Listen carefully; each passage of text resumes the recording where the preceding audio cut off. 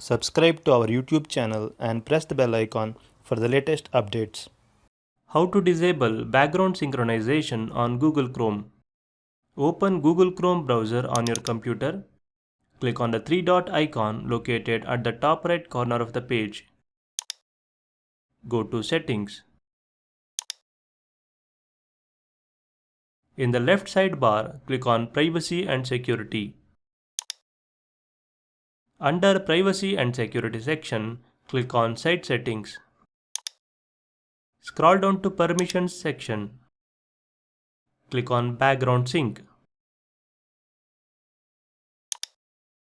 Toggle the button to turn it off.